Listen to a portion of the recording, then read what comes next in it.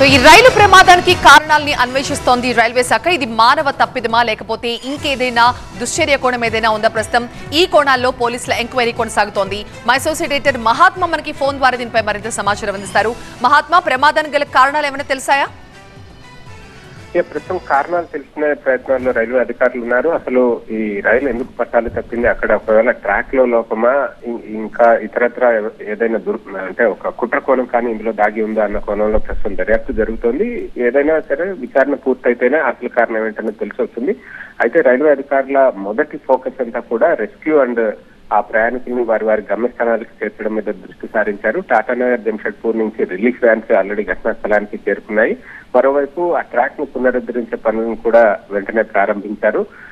ఇటు వైద్య బృందాలు సైతం ఘటనా స్థలానికి చేరుకుని స్వల్ప గాయాలైన వారికి అక్కడికక్కడ ప్రాథమిక చికిత్స అందజేస్తున్నారు. అలాగే బస్సులను ఏర్పాటు చేసి ప్రయాణికుల్ని ముందు అక్కడి నుంచి మరొక అంటే నియరెస్ట్ పెద్ద రైల్వే స్టేషన్ దగ్గరికి తరలించేందుకు కూడా ఏర్పాట్లు చేసి వారికి ప్రత్యామ్నాయంగా ఐవీఎఫ్ ఒక అధునాతన సంతానోత్పత్తి చికిత్స. అనేక దంపతులకు తల్లిదండ్రులు కావాలనే వారి కలను నెరవేర్చుకోవడానికి సహాయపడుతుంది. ఈ రోజే ఓఎస్ఎస్ ఫర్టిలిటీని సందర్శించండి. గమ్యస్థానాలు చేర్చడానికి తగిన ఏర్పాట్లు రైల్వే అధికారులు ప్రస్తుతం చేస్తున్నారు.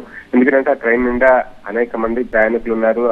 అక్కడి నుంచి అటు హౌరా నుంచి ముంబైకి వెళ్లే మార్గంలో అనేక స్టేషన్లకు చేరుకునే ప్రయాణికులందరూ ఉన్నారు. కాబట్టి వాటిని ముందు గమ్యస్థానాలకు చేర్చడం ఒకవైపు, అలాగే ఘటనా స్థలంలో సహాయ చర్యలు వీటి మీద ప్రధానంగా ఫోకస్ చేశారు.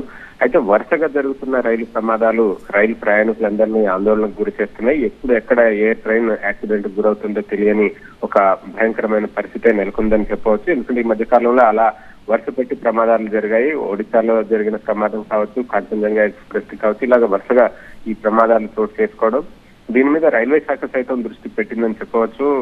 రీసెంట్ గా ఈ బడ్జెట్ ని ప్రవేశపెట్టిన సమయంలో రైల్వేకి సంబంధించిన అంశాలను లేవనెత్తినప్పుడు ప్రతి సభ్యులు కూడా ప్రతిపక్షాలకు సంబంధించిన వారంతా కూడా ఈ వరుసగా జరుగుతున్న ప్రమాదాల గురించే ఎత్తి చూపారు. దీని మీద రైల్వే ఎటువంటి చర్యలు చేపడుతుంది, రైల్వే శాఖ మంత్రి ఎందుకు బాధ్యత తీసుకోవడం లేదంటూ కూడా ప్రశ్నించారు.